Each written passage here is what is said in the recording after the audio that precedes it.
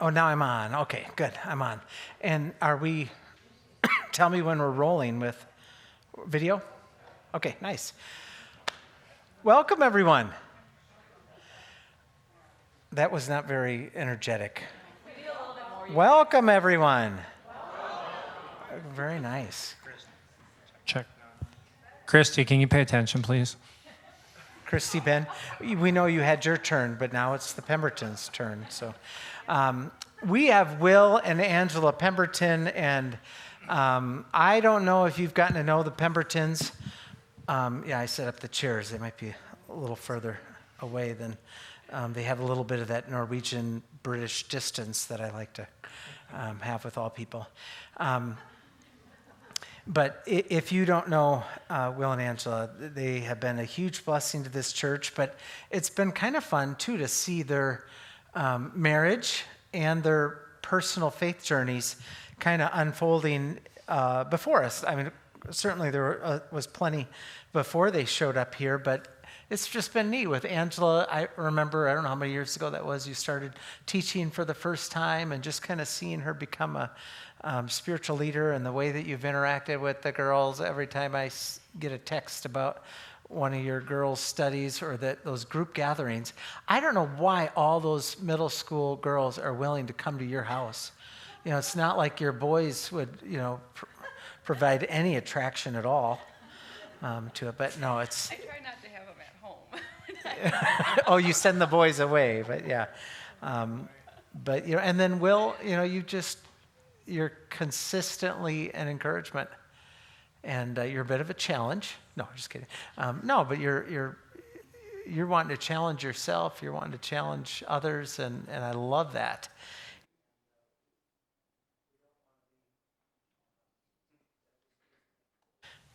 I wasn't talking poorly of Ruthie this service, Jed. So we'll jump in here, but let me open with a word of prayer. Lord, thank you so much for a chance to hear what you've done firsthand. Things we have experienced, but a lot that we haven't as well.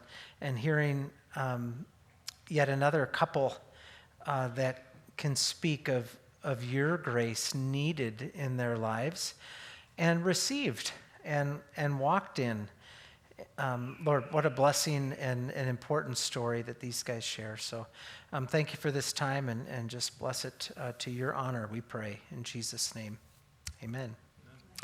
All right, Angela, we're going to start with you. And give a basic, your background is pretty entrenched in this area. And maybe share a little bit about your family. I always kind of do that now. Remind me how you're related to the Shainoffs. But if you can somehow kind of give the basic story of your family dynamic and a little bit of your church dynamic, if you wouldn't mind. Okay. Is it pushed up? There we go. Hello? Now am I on? There it is. Okay. I'm from Baraboo, born and raised here. My maiden name is Aylesworth. I had family in North Freedom, and I grew up going to the Methodist church there. I forget which one. There's two of them there, but the little red one I grew up going to. My mom's family grew up going to St. Paul's Lutheran Church here in Baraboo, so I also grew up going there as well.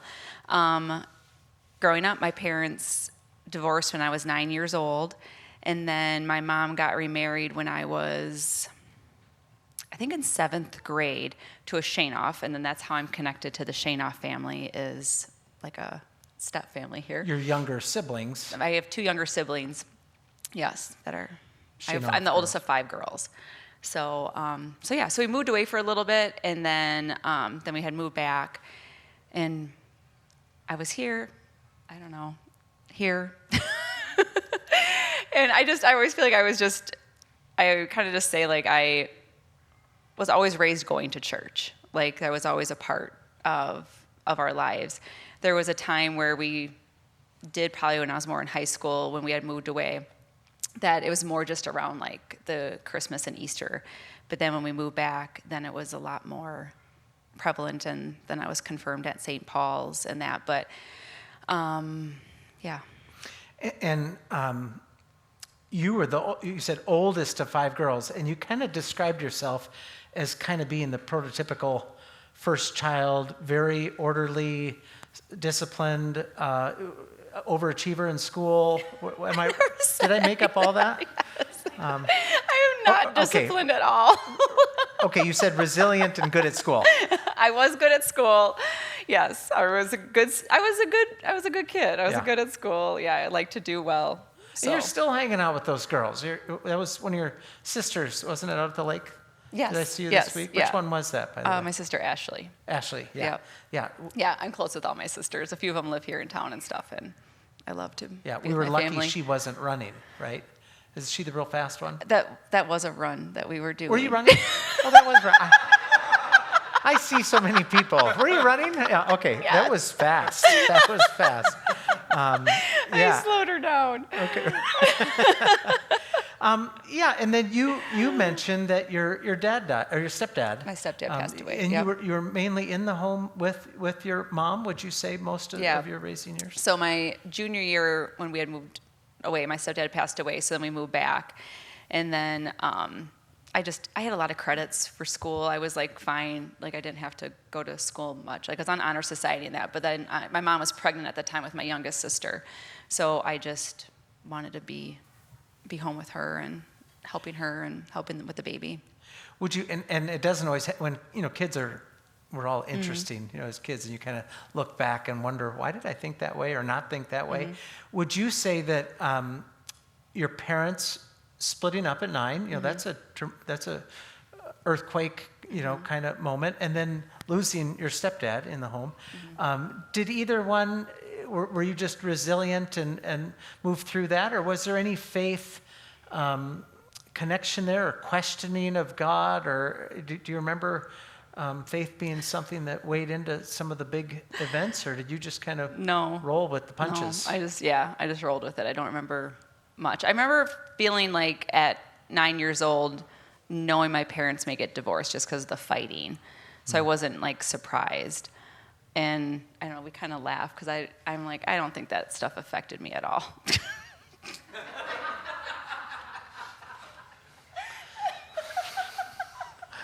I'm fine. That would be. We're trying to figure out where things went wrong with you, Angela.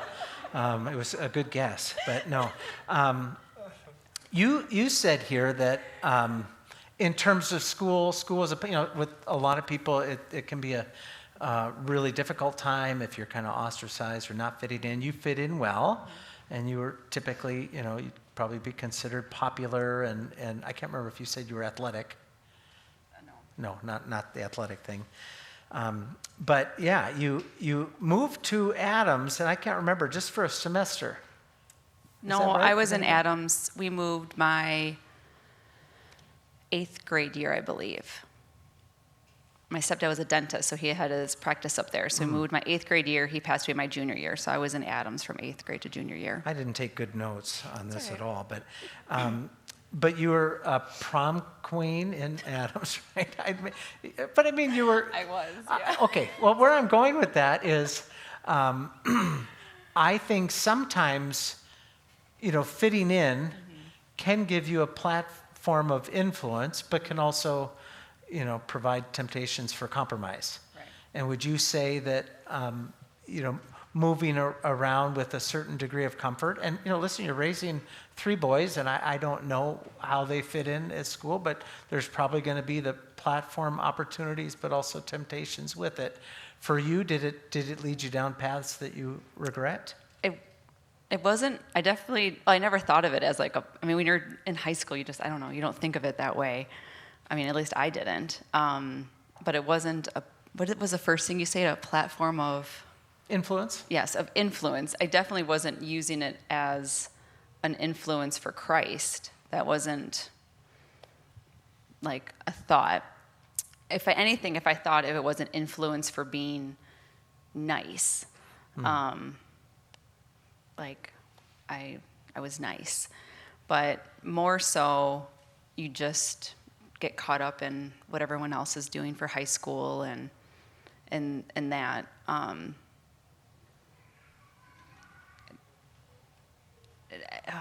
don't know. I feel like some choices I made, I definitely was like, no, I don't want to do that. And other things, I was probably like, yeah, my friends are doing it. So Yeah. it was a mixture.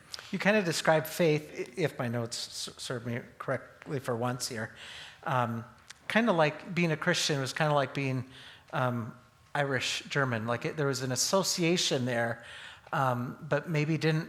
I know you've struggled a little with. There was something there. There was something that mattered and that you could draw upon, and it wasn't like you didn't have anything, and yet you didn't necessarily feel like your faith had become personal just growing up. Yeah, I think that's some of the ladies that have heard my story before. I said that where I'm like, I feel like growing up, that's what I would have described it as. Like, I was German, I was Irish, I was Christian. It was just a part of who I was. I didn't know about having or deepening, like actually having a relationship with Christ.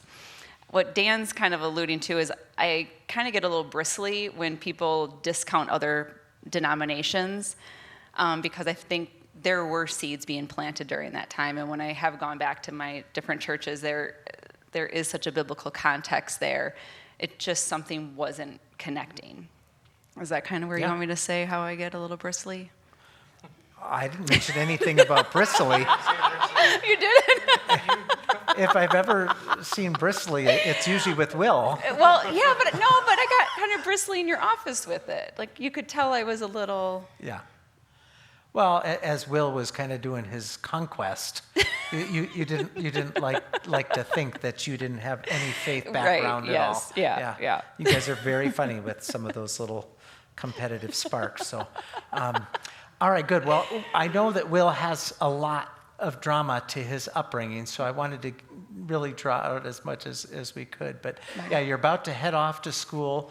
Yeah. Life is generally gone well for you. You've rolled with the punches of life. You've done well in school. I've made poor decisions in high school. I don't want to leave it that I didn't. I was definitely on a path of alcohol and partying and that, but that'll get addressed in a bit. Yeah, okay, good. And then Will, very interesting background. Born in Missouri, if I got that right, and just where you were the oldest of all of them, he was the youngest, right? Or at least of the first three, or no? The third of four. Third of four. Okay, yeah, good. And why don't you tell a little bit about your upbringing, the comings and goings, and maybe even about your dad, and was it your dad that had the motorcycle accident, or was your mom's first husband? Yeah, I'll touch on that. Yeah. So, I was born in Missouri. She had a marriage prior to my father, where my older brother and sister, at the age of 9 or 10, he died in a motorcycle accident. My mom remarried my dad 6 or so years later, had myself, and then my younger sister. And that was in Missouri. When I was about 2 years old, my sister was 6 months old, my father, my mother came to find Christ, and someone had invited her to church or something along those lines, and she had a very strong conversion. My father ended up telling her, pick Jesus or pick me. Apparently my father was abusive and a lot of other problems, alcohol and things like that. So my mom and him separated at 2, when I was 2, and my mom moved away to Arizona. That's a whole nother story. And then, we moved to Arizona when I was 2 years old. We lived there for about, 5 years, something like that. And then we moved to Illinois, where my mother was from, to the Chicagoland. And you did a lot of moving in Chicago, right? I think you eventually moved 6 times from 1st to 8th grade, but a little bit of that was in the Chicago area. And you said even before you got to Chicago, as a little guy, I love your story has little seeds of faith there. You're going to kind of come in and out of obedience, but your mom comes to Christ. That's a huge moment. You came to Christ as a little guy. Yeah, so when we were in Arizona, I still can remember kind of that time frame. I was probably in kindergarten or preschool, right around there, and I remember having that moment where she had been planting seeds with our entire family, and I remember having that moment of, I want this, and then there was a connection, I remember, as much as you can remember when you're at that age, but that's probably the only thing I remember from that age. And I remember loving Jesus, and I remember him, I remember as a young child having a very strong connection, and he influenced, and his spirit clearly came on me at that time, because I could, I just know. Yeah. Yeah. You were, I think maybe the biggest surprise of your testimony is you were a reserved kid and didn't talk much as a little guy. And then you were also a very poor family. Your mom had to work hard to get you guys to go through, but you were very poor and kind of a quiet kid. Yes, both true. I was very reserved. It's funny because I'm a lawyer now, and in speech class, I remember in high school, I begged my speech teacher to allow me to do my speech in front of just him because I was so scared. I remember that. Oh, wow. Wow. Yeah, so that went into high school. But yeah, very poor family, single mom. My mother did not remarry until about 5 years ago, so she stayed single for, 40 years, however long it's been. And so, yeah, she was working at Burger King. She was working wherever she could. We grew up on public assistance, food stamps, and I had government-issued glasses, and just, a lot of embarrassing moments as a young child. Yeah. And I might have thought, just by your story, that athletics would have been kind of one of those things that might have taken you through some of the adversity you went through and fitting in class. But in the Chicago area, you ran into trouble. Would you share a little bit about, that's really some pretty incredible stuff, hard to identify with, but share a little bit about what happened while you were in the Chicago area.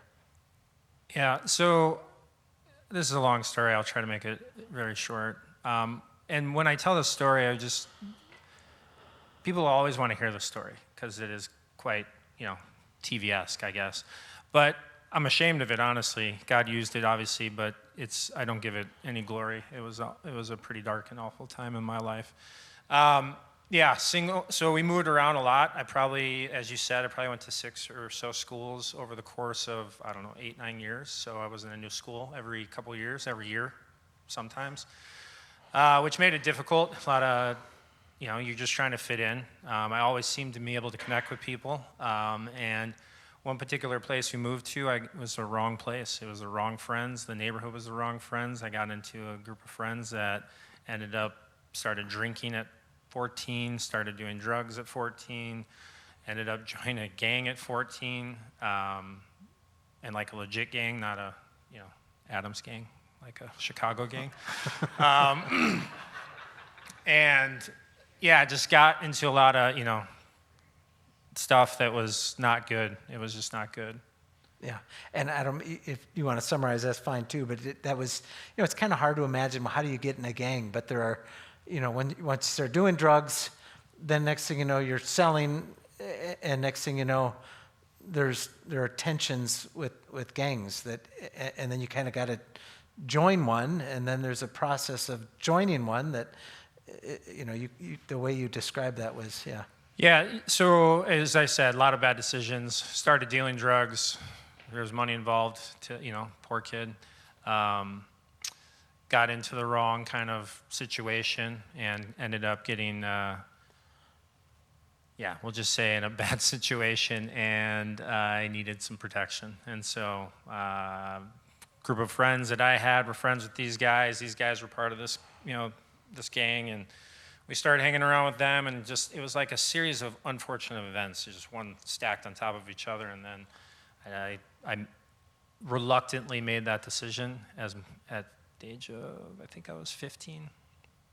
Yeah, and had to, get beat in, and just a lot of violence. To get beat in through an initiation into the gang. Yeah. And then once you're in, you can't leave. Correct. Yeah. Yeah. But yet you always had this faith. Now, it was dwindling, you said a little bit during that time, but you always had a certain awareness of the Lord, and you believe that your conversion as a little guy and mom's influence and the church there, that was still something. The Lord was always drawing you. Yeah, which messes with people's theology, but I definitely knew Jesus walked away from Jesus. You're a teenager too. It's just kind of weird. It's kind of, your faith, I don't know, it's much different than it is now, but I'll probably think 20 years from now it's much different than it is now too. But he was always there. He was always there. It was, as I look back, I can see it in the moments. It was a lot of bad decisions. Yeah. Yeah. Okay, good. So things really you get in a bad spot, and you got to get out. So your mom makes a courageous decision, right? Yeah. So I at that point I had no longer lived at home. I was 15 years old. I'd left home. I was kind of bouncing around a little bit, and Not in school. I dropped out of high school. That's correct. I was no longer going to school. I was kind of floating around. Wasn't homeless, but I was staying with people. And my mom was always loving, always inviting. She invited me and one of my gang friends to go camping with her and my brother. And so we come up to Wisconsin. We went to Mirror Lake, and we were camping, and we're sitting around the fire. I think the first night, my mom ends up saying, she tells us about this dream she had, and she starts talking about this dream, and she says, I'm really concerned. I had this dream. And so these things she didn't know. She didn't know I was in the gang yet. I'd left. She was just trying to get by. She had, the kid she was trying to support still. And she had no clue what I was really doing, And my mom is always, her kids can do no wrong. So, even though I'm in a gang and in trouble, I'm much better than she thinks, or... She thinks I'm much better than I am. So anyway, she has no idea what's going on. And part of the gang, we go down, so I'm in one of the suburbs of Chicago. We drive down to, or take the train down to the city once a month for these meetings, which are kind of all of the suburbs and the city, which are 500 gang members come to these meetings. And she starts telling me about this dream in front of my friend, who also knows she doesn't know anything. And she starts explaining everything very detailed, right? She says, God gave her this dream. I'm worried about you. She didn't know that Halloween was coming up. We had this big meeting that was coming up with just all kinds of satanic stuff that was going to go on. And she starts explaining it all. And then she starts explaining where it's going to be. And she wouldn't know this. She knew very detailed pieces of where it was at, the park. This was there. Building was behind. I was like, instantly God hit me, stabbed me in my heart right then. And I confessed everything to my mom. My buddy confessed everything. He accepted Christ. I told my mom everything. I said, look, I can't just leave the gang. That's not how it works. They're going to try to kill me, literally. And she says, all right, we'll move. She said, you don't need to take that beating she said, you don't need to take Satan's beating. We're going to get out of here. Mm-hmm. So I think 2 months later, we packed up and moved to Adams. Wow. Yeah. And you said something about, fortunately, that's not the days of social media back then. Yeah. They could track you better. And there were some real fears and anxiety. And you were 16, 17 when you moved out of there? 16. 16. Okay, good. So you come up to the Adams area, and you kind of turn a corner there, at least in terms of violence, and you're back in school. You're a year behind. I mean, you literally, people say, I dropped out of school, but you really were not in school, for a long time. And you did meet Angela up there in Adams. Do you want to tell how that went down, or any little detail? Yeah, we need to get you back in. I'll give kind of the funny. When you live in Adams, you guys, most of you probably know Adams, is a small town, and then when you have this thug that comes out there, it's the thug. He definitely made a statement. But I was dating somebody else. He dated somebody, but we knew who each other were at that time. We weren't dating at that time, but it's a small town, so we knew, and you made your presence known. Which, Adams converted me, so I went from thug to Adams, so I don't know what that put together is. But she liked it. Yeah. Oh Oh, that's funny. But you, once again, you kind of said that, maybe not in every way. There are going to be compromises that kind of come up here and there and everywhere at times. But you kind of recommitted yourself to the Lord, and your faith was, you weren't necessarily attending a church too much, a little bit of Assemblies of God up there. But. Yeah, so I look back in my life, it's been a roller coaster, like ups and downs, God always calling, drawing in, then sliding back, and then kind of all this pull back. He's pulling me back, sliding back, kind of how it's gone. And so same thing, I got, I kind of had this I don't know what you call it. Commitment, quit smoking. I had smoked cigarettes and kind of started taking these steps, and then slowly but surely kind of, you get in with these guys, and Adam's drinking was pretty prominent in high school, not that probably most high schools at that time. And started, we'll have one, and then drinking, and then all of a sudden you're back to your drinking ways, and then that's kind of where I was. Yeah. But a lot of it cleaned up, drugs and stuff like that. I mean, I think I got halfway clean. Okay. Now, okay, being that you guys know what it's like to not walk with the Lord, faithfully or in a committed way, and you will having kind of some extreme expressions. I just wondered, as parents, but even just, you're a lawyer, you've worked with people that get into trouble. Do you feel like having a story, and specifically knowing of Will's story, do you think you have, more understanding, less judgment of people? Are those things you slip into anyways, no matter what? Raising your kids, are you kind of open with them a little bit about, when they struggle? How is your interaction with Grace, and especially kind of a dramatic story, affected the way you view others?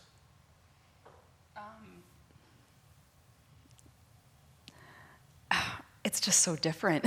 I don't even, I guess, know how to comprehend it. It's like my sisters and I laugh at just how sweet and innocent our children are, and I'm like, oh my gosh, what I was doing at that age. So it's just so different. I almost just can't comprehend it. But there's this nature of, and just the goodness of God, of Will and I being together and raising our family, and most importantly with Christ, at how different that looks. I think with working with the youth, there is this natural element that, it's hard, it sucks, it's so hard in high school, and I just constantly pray, we do, for our children, but also for the youth, of that you want their faith of Christ to be their own. And there's only so much you can kind of try to do as parents or as leaders to have that happen. I don't know, you wish there was a formula for it, but you just do. So I think for that I am, because I'm like, I know, you can look back and be like, this stuff is not a big deal. But at the time, for kids in middle school and high school especially, it is. Mm-hmm. It really is. So, I wish I didn't have part of my story. We kind of joke that we wish we had a boring testimony, but.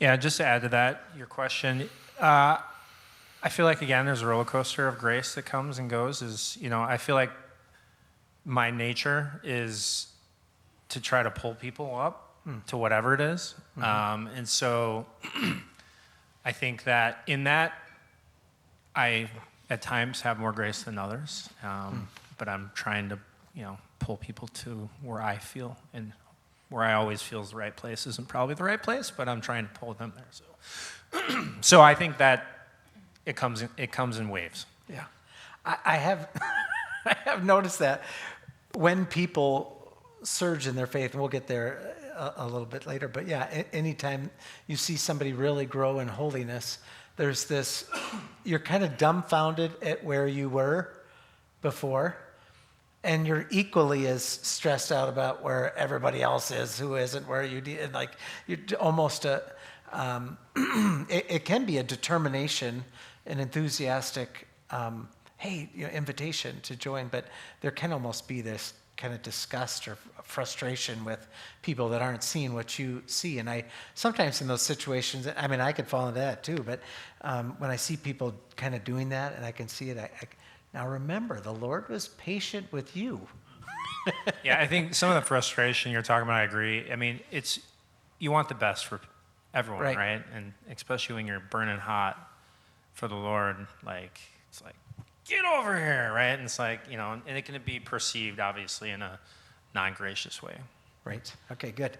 So, all right, we head off to school. You had a little stint. You didn't want to go into that too much, but kind of football made you pursue a junior college, possibility and playing football there. Then you wanted to go to lacrosse and just injuries and the Lord just clearly did not have that path set for you, but it got you to the right place, right? And why don't you tell a little bit about college and your experience or anything you want to share during that period? Yeah, I went to UW Lacrosse. Will was friends, like good buddies with my good guy friends. So he was at a junior college in Rockford, but he'd come up every weekend and just party with us, and we were hanging out. And we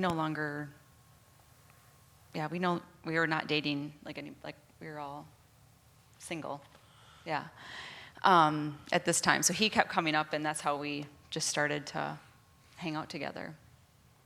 And then he fell in love. It's true. And then you went off to law school, right? So you guys weren't just dating at the time.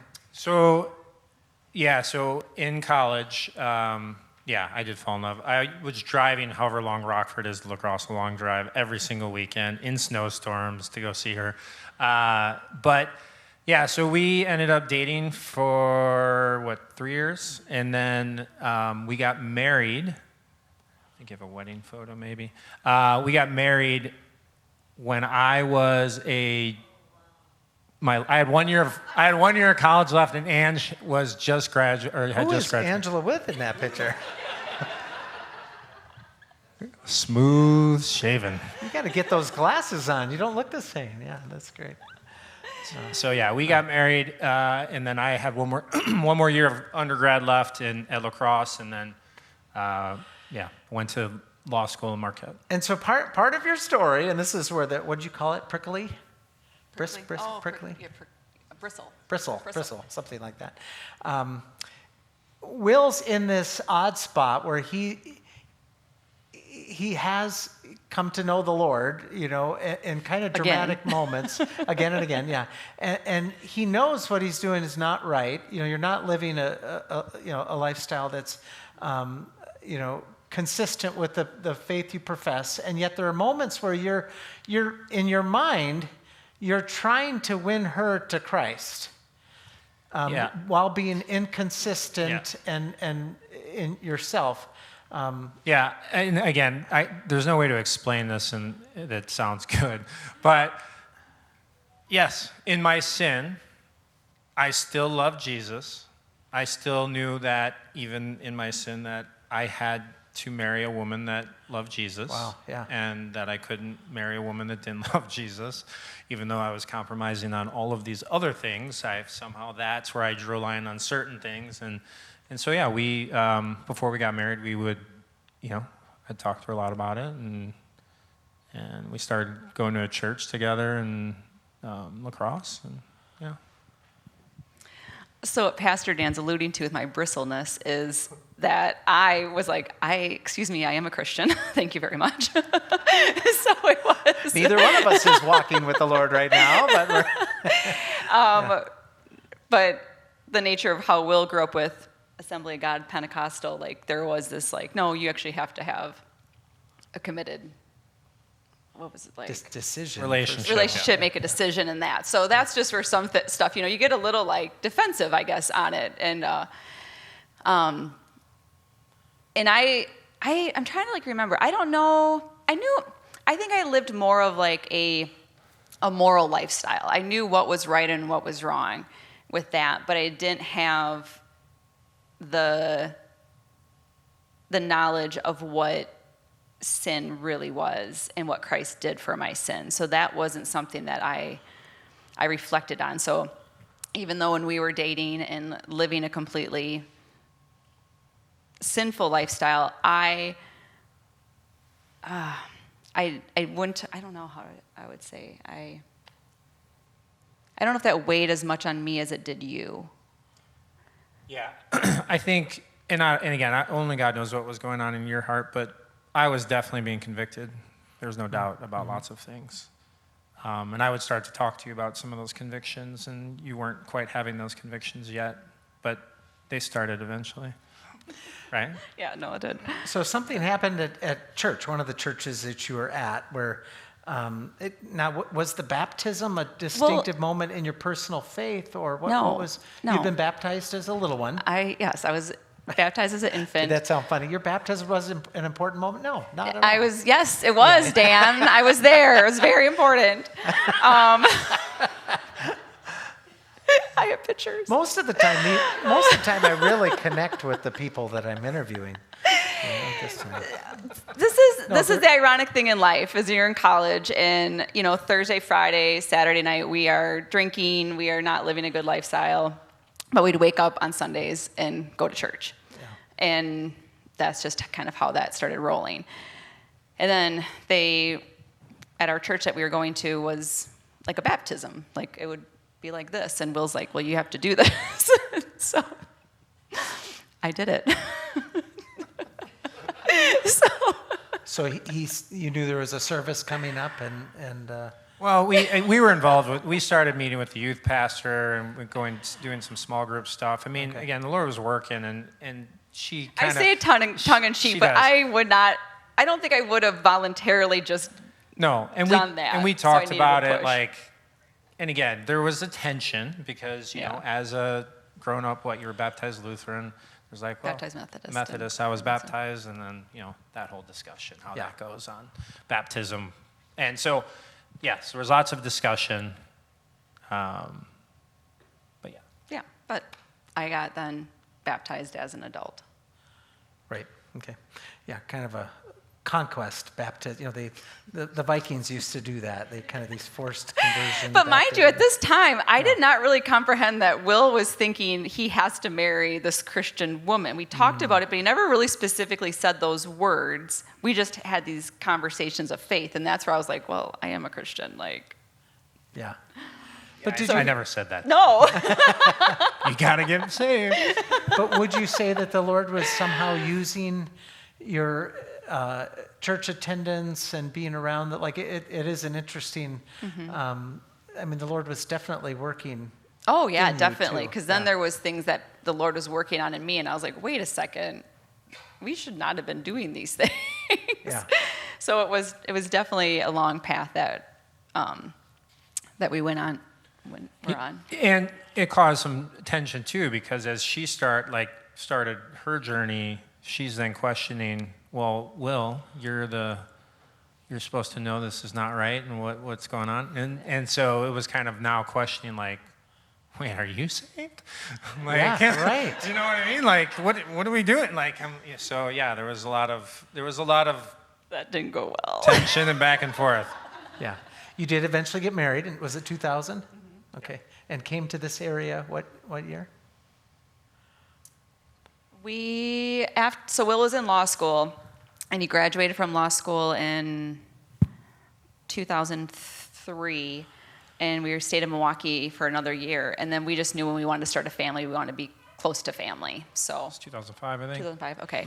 So then we moved back to Baraboo, and we moved to Baraboo. I moved back. So yeah, and then when we were here, we knew we wanted to attend a church, so we were just kind of going all over. And I kept being like, we should go to St. Paul's. My family lives there, because it was really hard for me to not go where my family was going. It's a lot easier when you've moved away and you can go where you want. But then when your mom and aunt and grandma and everyone's going to church, to try to say, we're not going to go to your church, it was hard. And not that they made it hard on me at all. It was more just I felt bad, but we kept trying different churches, and we just kept coming back to Walnut Hill. And then when we were pregnant with our oldest, Sawyer, we knew we needed to find a church home that we wanted to raise our children, and then decided on Walnut Hill. Yeah. You look back, and it seems so blurry about you guys showing up and coming and visiting, but if you can go back in time, he'd be like, we gotta keep those ones over there.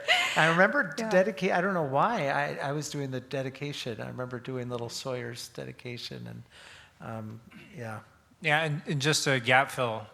So we were coming to church up until that point, but it was like get in, get out, check the box, kind of how it was going. There was a lot that God was doing within our lives, but it's easy to look back now. I'm 48 years old when I was in my 30s, and what was happening, and busy with all these various things. But He was certainly working, but commitment wasn't there for either one of us at that point. That's where I want to go. That's where I'd like to go. And I remember you guys becoming members and sitting down and hearing your story. And there was certainly that desire to grow your relationship with the church. But are you taking right up to 2017 or whenever? Or are we headed that direction? Yeah, I think we should fast forward. Yeah. So then, yes, we're going here. For a long time. Yeah, so Sawyer is going to be 18. So Wow. At that point, we started when I was pregnant. So almost 19 years it'll be that we've been attending here. But yes, for quite a time, we just would come and then leave. And it was like that perfect, when the 9:30 service was, that's the one that we came to, because you could just kind of sleep in and go. But then the God, at this point, He was really just really working in me. And I was part of a Bible study group just within town with some friends just from different denominations, and just really doing that. But then the Lord just really started to I just really started just really fall in love with Him. And you mentioned multiple times, just in my notes, that eventually there were challenges even within your marriage of getting along, and you want to share? Yeah, so mind you, our start into marriage is filled with premarital sex, drinking, partying, coming from a home that we don't have any guidance on, I didn't even know the concept of reaching out to other married couples for guidance. You know what I mean? That was just never a part of that at all. So I've told several people, with our premarital counseling and all that, they really strive communication, right? Oh my gosh, you guys, you have to communicate. Will and I could always communicate, and they'd always say date nights, and we went out all the time. But what never was a part of any of our conversation, and this is on us just because of the nature of what we surrounded ourselves with, but was resolving conflict. So this was just an area that we were completely opposite on. And we just never did. We never knew how to resolve it at all. Like I said, we could talk, but it was just, it was very difficult. Yeah, I agree with all that. And we really struggled. I mean, it's by the grace of God that we stayed married, honestly, because we both got to a point where bitterness and unforgiveness and just all kinds of yuckiness from our selfish decisions. Well, I'll say my selfish decisions. But it wasn't good. And that was kind of where we were on that path. And I wasn't going to divorce her because that's one of those lines I can't cross, right? I can't divorce her. And she thankfully didn't divorce me, but we were heading in that. I mean, it was pretty bad. And in that kind of period of time, then God grabbed her, and then she started, how it works. She started saying, "Will, you need to stop drinking." I'm like, shut up, because that's where I was in my state of mind at that point in time. Oh, now you want to tell me, now you're, you know how it goes. When you're in your sin, you don't want to hear anything. You don't want to be called on it. And so I was like, where were you, when I wanted to not drink, and it's just all this yucky bitterness that we had. And so that's kind of where we were at. And then Ange had that, I don't know, where you said you kind of fell in love with him and started pulling her in. And so she was on this slow, hill climb, right? So she was going up the hill on a good pace, but then God smoked me in 2017, and Yeah, like some people have like those like instant like fire moments. That was his, and mine was just this like just steady journey up. But we both had a lot of error in our marriage, just not being kind. You know, I would take the kids to school, and I knew he'd still be at home, and I just would not go back home because I didn't want to talk with them. I didn't want to see them. You know, it was kind of like I would go go get groceries and stuff. So it was like kind of that cliche of roommates. You know, we still would hang out and do stuff, and this group of friends we had really had no idea. You kind of would be like, oh my gosh, we're fighting. Like, oh yeah, so am I. And I was kind of like, no, you don't really understand. Like, but this group, you just didn't ever take it that far with a conversation. So we literally were just living it on our own. Go ahead. You eventually have this crisis in January of 2017, was it? Yeah, so I mean, there was a culmination, right? So unfortunately, oftentimes you got to hit bottom before you can make that decision. And the Lord had been working on my heart, there's no doubt. I mean, he had been... Because you knew I might be leaving. Yeah, I mean... You knew what? I'm sorry? He had an idea that I might leave. Oh, okay. Yeah, I mean, and at that point, I was fine with it. Like, that's where I was. It was just the awful spot we were both in. And, yeah, but it was low. And I just started sinking lower and lower. I just started kind of falling into a hole. I mean, I started drinking a lot. I started doing drugs. It was bad. It was a bad spot. And I felt the Lord kind of speak to me I remember one night in the garage and say pretty much like, well, it's time to stop messing around. Like, this is going in a direction you don't want to go.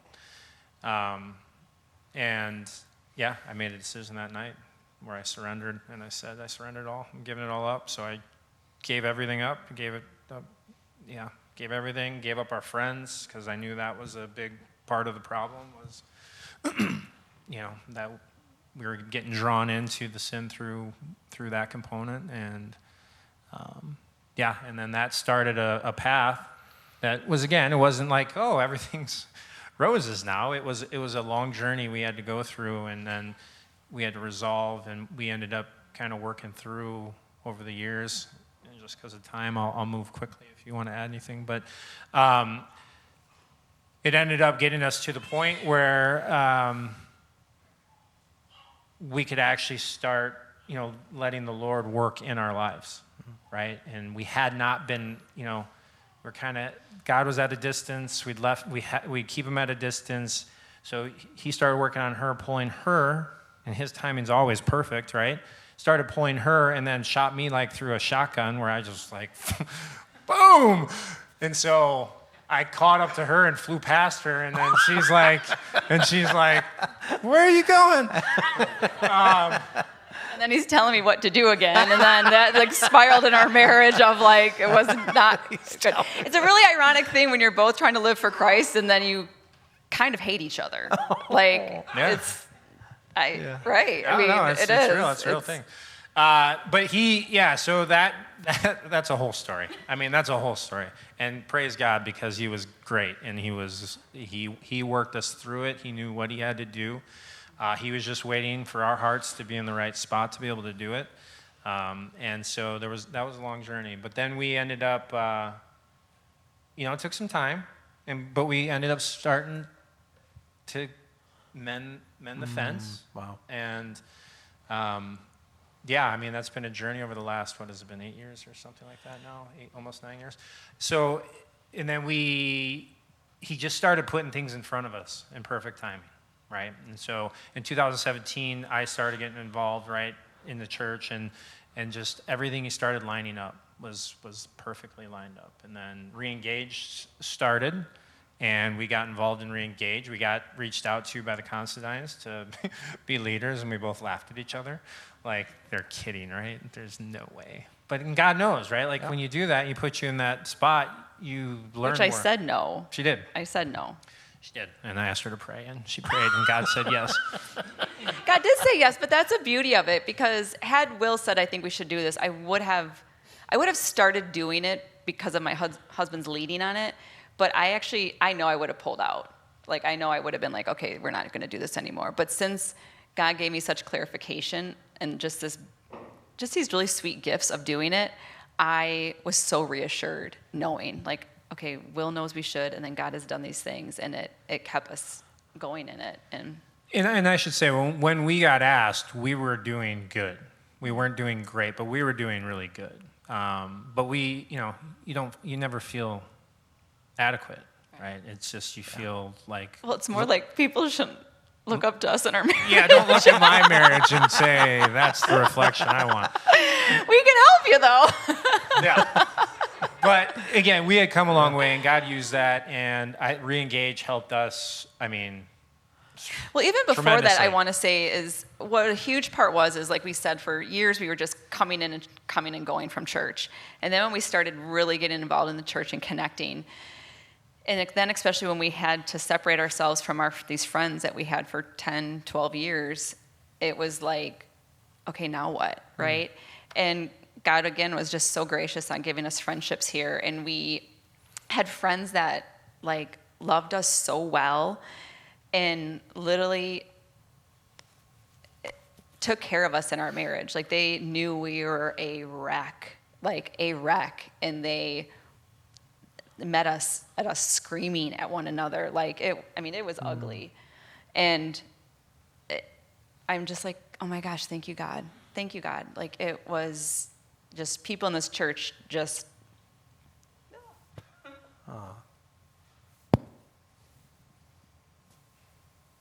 yeah. I didn't know if she wanted us to jump in or give her time. I could tell she didn't.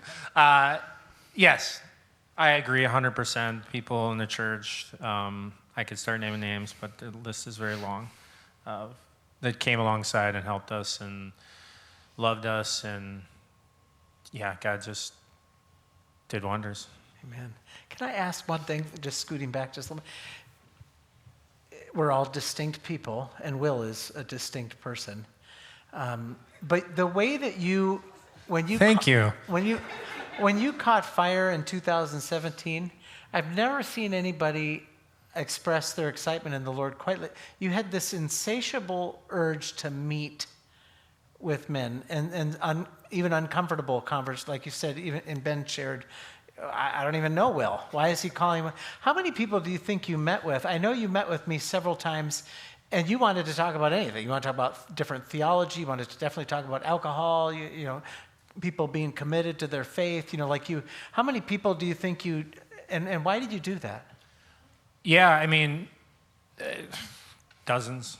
I don't know, a lot. Honestly, I don't know. Yeah. The Lord kept putting it on me.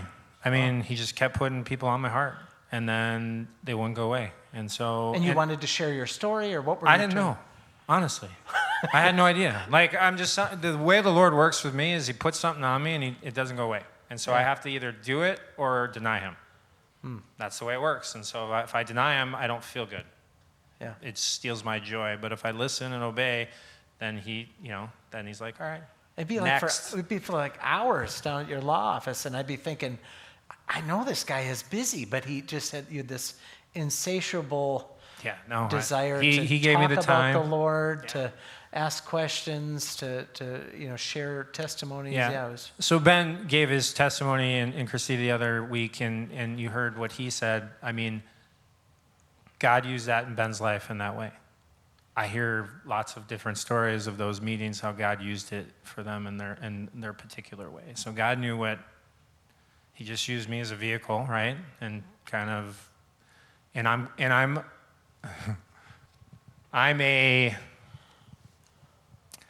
very blunt and pointed, and I'm not scared to say anything.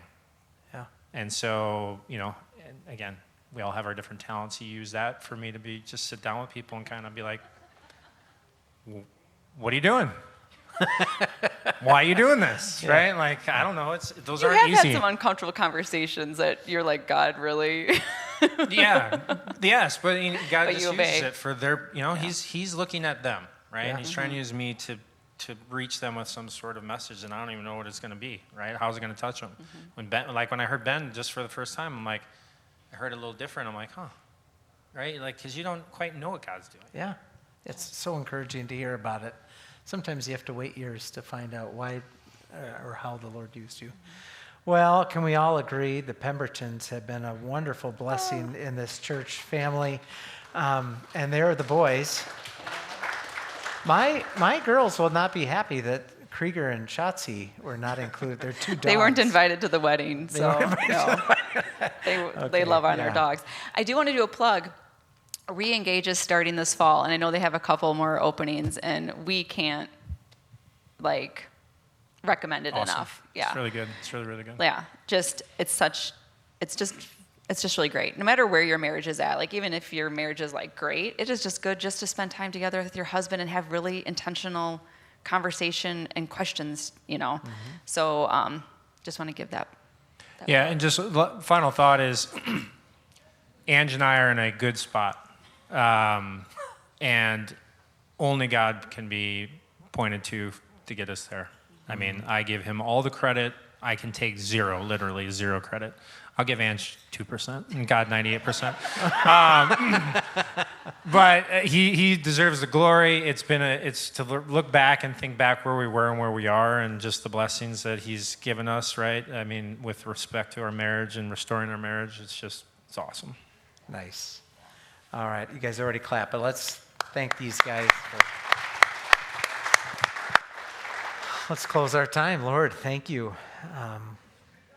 Another story that needs to be told. Lord, I know there are many, including in this church, that are in really tough spots, either with personal compromise or with a very lonely marriage. And you can work in those places. You long to work in those places.